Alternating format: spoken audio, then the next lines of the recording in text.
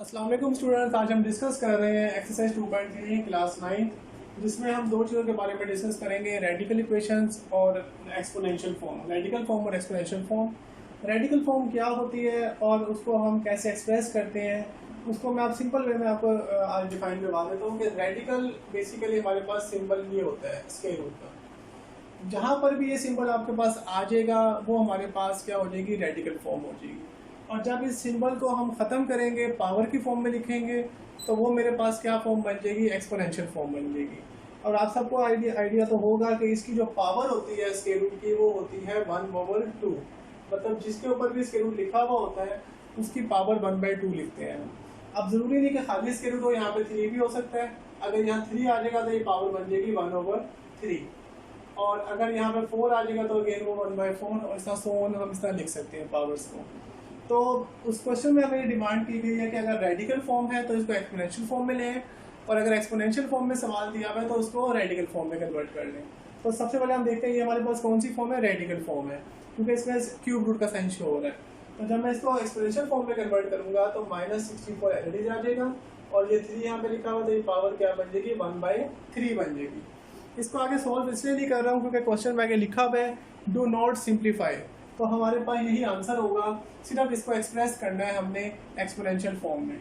अब next question मेरे पास है 2 की पावर 3/5।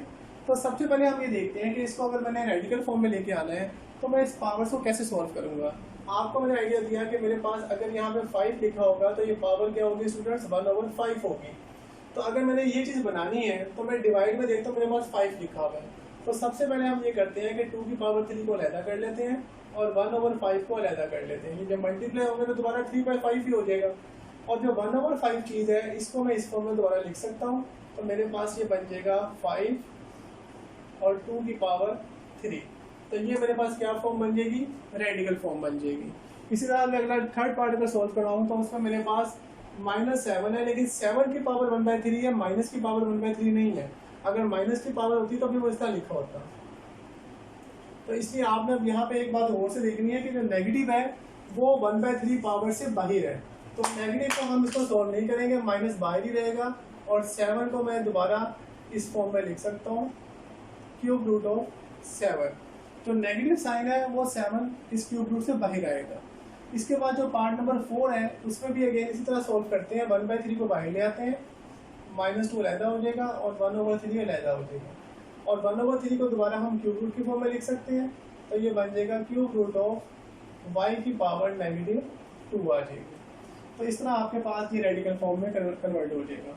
इसके बाद क्वेश्चन नंबर 3 पे मूव करवा रहा हूँ। क्वेश्चन नंबर 2 फॉल्ट है जो आप खुद भी सॉल्व कर सकते हैं इसी तरह रेडिकल एक्सप्रेशन के तरीके से। क्वेश्चन नंबर 3 में आप हमने सिंप्लीफाई भी करना है।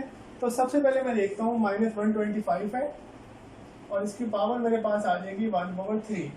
अब हमारे पास बाइट 3 है तो हम देखते हैं कि 125 किसकी पावर 3 होता है। तो वो हम प्राइम फैक्टर बना के भी लिख सकते हैं।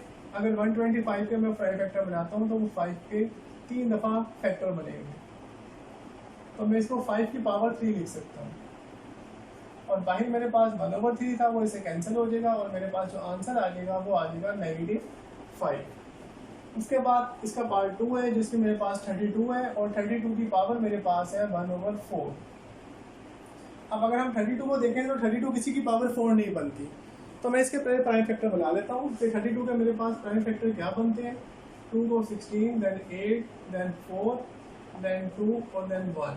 इसका मतलब 2 की पावर 5 बन रहे हैं। तो मैं इसको इस तरह भी लिख सकता हूँ, 2 की पावर 4 और एक 2 की पावर को मैं अलहदा कर लेता हूँ। इसकी रीज़न ये है कि मैंने बाहर पावर 1/4 है।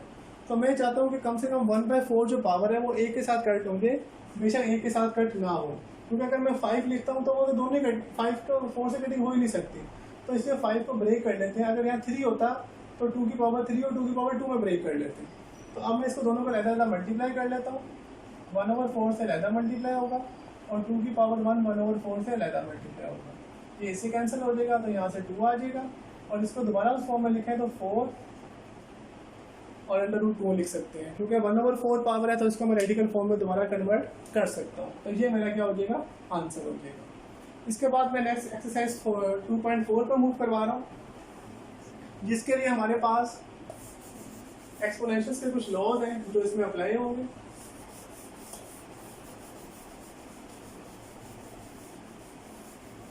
तो सबसे पहले मैं कुछ लॉज रिपीट कर रहा हूँ यहाँ पे एक्सपोनेंशियल्स के, जो कि हमारे पास 2.4 में सारे यूज़ होने हैं और ये काफ़ी इंपॉर्टेंट है बोर्ड पॉइंट ऑफ व्यू से भी, एज ए लॉन्ग क्वेश्चन के लिए भी।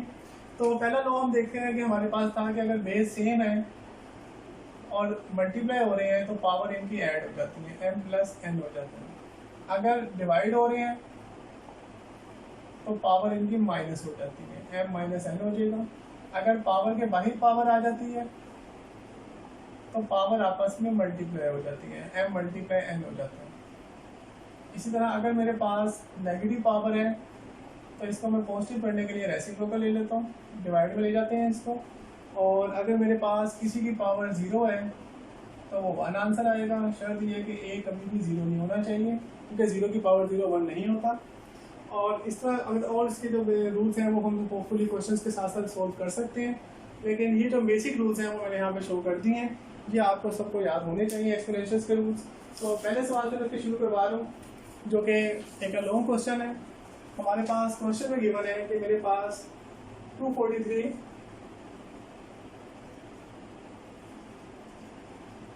की पावर -2/3 है और 32 की पावर -1/5 है, और डिवाइड में मेरे पास स्क्वायर रूट 196 की पावर -1 है। स्टूडेंट सबसे पहले हम ये देखते हैं कि हमारे पास जो नेगेटिव पावर्स हैं इसको हम पॉजिटिव पावर्स में कैसे कन्वर्ट कर सकते हैं। तो उसका आसान सा रूल है कि अगर आपके पास नेगेटिव हो तो आप उसको डिवाइड में ले जाओ, और अगर डिवाइड में नेगेटिव आ रहा हो तो उसको आप न्यूमरेटर में ऊपर शिफ्ट कर लो। तो मैं 243 को डिवाइड में ले आता हूँ और 196 को ऊपर ले आता हूँ। तो 196 को जब ऊपर लेके जाऊँगा तो नेगेटिव 1 पावर क्या हो जाएगी, पॉजिटिव हो जाएगी। सिमिलरली जब इसको हम डिवाइड में लाएंगे तो 243 की पावर क्या हो जाएगी, 2/3, और 32 की पावर की हो जाएगी 1/5। अब कैलकुलेटर में आप 196 का स्क्वायर रूट लें तो वो 14 आएगा आपके पास, और 243 जो आपके पास होता है वो 3 की पावर 5 होता है, या आप इसके प्राइम फैक्टर बना के देख सकते हैं। तो 3 की पावर 5 में इसको लिख देता हूँ, और बाहर पावर है 2/3, और 32 2 की पावर 5 होता है तो ये हो जाएगा 1/5, और ये 5 इससे कैंसिल हो जाएगा।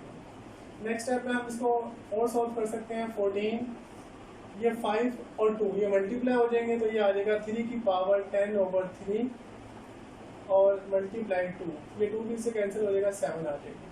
तो मेरे पास जो बाकी टाइम बची हुआ होगी 7/। अब यहाँ पे 3 की पावर 10 है। अब हमें पता है कि 10 3 के टेबल पे डिवाइड नहीं होता, तो मैं इसको ब्रेक कर लेता हूँ। 3 की पावर 9, अगर मैं पहले इसको इस तरह लिख देता हूँ, 1/3 बाहर लिख देता हूँ। तो अब मैं इसको नेक्स्ट स्टेप में ब्रेक कर सकता हूँ, 7/3 की पावर 9 और 3 की पावर 1, ताकि जो 9 है वो तो हमारा कम से कम 3 से ब्रेक हो जाए, कटिंग हो जाए।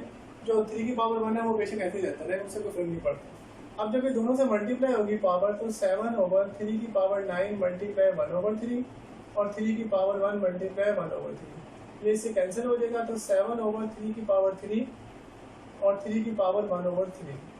तो जब इसको दोबारा रेडिकल फॉर्म में लिखेंगे तो ये 27 आ जाएगा, और 1/3 को हम क्यूब रूट लिख सकते हैं इंटू 3। तो ये मेरे पास फाइनल आंसर आ जाएगा आपके पहले क्वेश्चन का।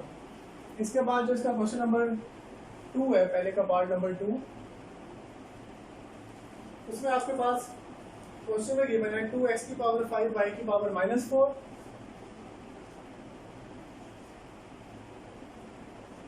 और ये मल्टीप्लाई हो रहा है -8 x की पावर 3 -3 और y की पावर 2।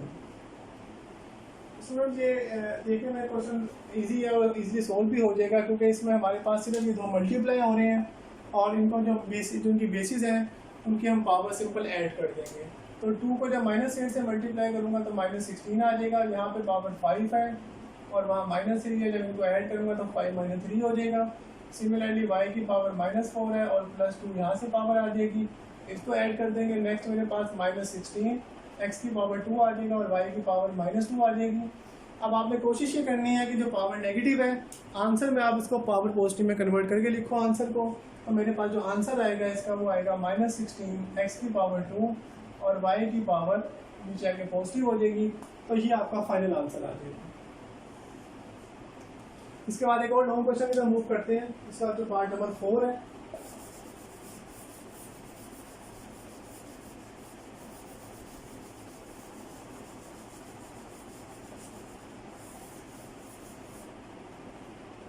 इसमें आपके पास क्वेश्चन लिखा हुआ है पार्ट नंबर 4 में 81 की पावर n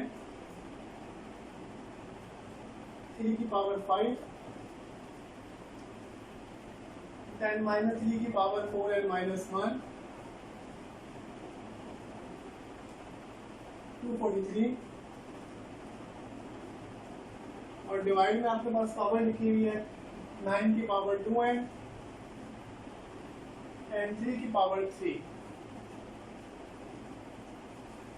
स्टूडेंट्स के अगर आप गाइड्स वगैरह यूज़ करते होंगे तो उसमें काफ़ी मेथड्स इसको सोल्व किया हुआ है, लेकिन यहाँ पर मैं आपको मोस्ट सिंप्लीफाइड और मोस्ट इजी वे में सोल्व करवाऊंगा इस क्वेश्चन को। उसके लिए हम सबसे पहले देखते हैं कि मेरे पास ये भी 3 की पावर में है, ये भी 3 की पावर में और ये भी 3 की पावर में है। तो मैं बाकी जो वैल्यूज लिखी हैं उनको भी 3 की पावर में ले जाता हूँ ताकि हम इनकी जो पावर्स हैं वो आपस में ऐड कर सकें। तो 81 को हम लिख सकते हैं 3 की power 4 and as it is बाहर ही लिखा रहेगा, और 3 की पावर 5 एज इट इज आ गया माइनस 3 की पावर 4 एंड माइनस 1, और इसको प्रीवियस क्वेश्चन में भी हमने देखा था 3 की पावर 5 होता है 243। और सिमिलरली अगर डिवाइड में हम देखें 3 की पावर 2 बाई 2n आ जाएगा और 3 की पावर 3। तो अभी हमने रूल पढ़ा है कि अगर पावर के बाहर पावर आ जाए तो वो मल्टीप्लाई होते हैं, तो ये 4n से मल्टीप्लाई हो जाएगा 3 की पावर 4n 3 की पावर 5 माइनस 3 की पावर 4n माइनस 1 प्लस 5। इनकी बेस सेम थी, पावर मैंने ऐड कर दी। डिवाइड में 3 की पावर 2 को 2 से मल्टीप्लाई करेंगे 4n और 3 की पावर 3 एज इट इज आ जाएगा। तो नेक्स्ट स्टेप में इसकी पावर भी ऐड हो जाएगी 4n प्लस 5 माइनस 3 की पावर 4n प्लस 4, 1 इसमें से माइनस कर दिया मैंने, और डिवाइड में मेरे पास आ जाएगा 4n प्लस 3। अब इसके बाद आप कॉमन भी ले सकते हैं ऊपर टर्म्स में से, लेकिन मेरा जो तरीके से मैं सॉल्व करवा रहा हूँ वो आसान वे ये है कि अगर आपके पास a प्लस बी ओवर 2 लिखा हुआ है तो आप इसको अलग-अलग डिवाइड कर सकते हैं, a ओवर 2 अलग कर सकते हैं और b ओवर 2 अलग कर सकते हैं। तो इसी तरह हम ये रूल यूज़ करते हैं कि इसको इस पर अलग डिवाइड कर लेते हैं,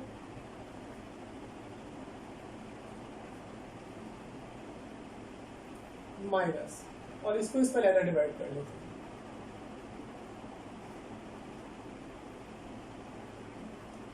दोनों को अलग डिवाइड कर लिया, और डिवीजन का रूल क्या होता है कि पावर आपस में सब्ट्रैक्ट होती है। इट्स मीन कि इन दोनों की पावर आपस में माइनस हो जाएंगी। तो 3 की पावर 4n प्लस 5, जब ये माइनस होगा तो ये माइनस 4n और माइनस 3 हो जाएगा। सिमिलरली माइनस 3 की पावर 4n प्लस 4, ये भी पड़ेंगे पावर माइनस 4n और माइनस 3 हो जाएगा। तो ये 4n से कैंसिल हो जाएगा, ये भी 4n से कैंसिल हो गया। तो बाकी मेरे पास क्या बचा 3 की पावर 5 में से 3 माइनस किया 2 रह जाएगा, और माइनस 3 की पावर 4 में से 1 माइनस की 3 माइनस किया तो 1। तो 3 की पावर 2 9 होता है, तो 9 में से मेरे पास अगर 3 माइनस करेंगे तो आंसर मेरे पास क्या आ जाएगा स्टूडेंट, 6 आ जाएगा। तो इसके जो बाकी पार्ट्स हैं होपफुली मैं नेक्स्ट वीडियो में सॉल्व करवाऊंगा। आपने खुद से भी ट्राई करनी है कि जितने इजीली आप इसको सॉल्व कर सकते हैं वो आप इसको सॉल्व कर लें। Thank you so much.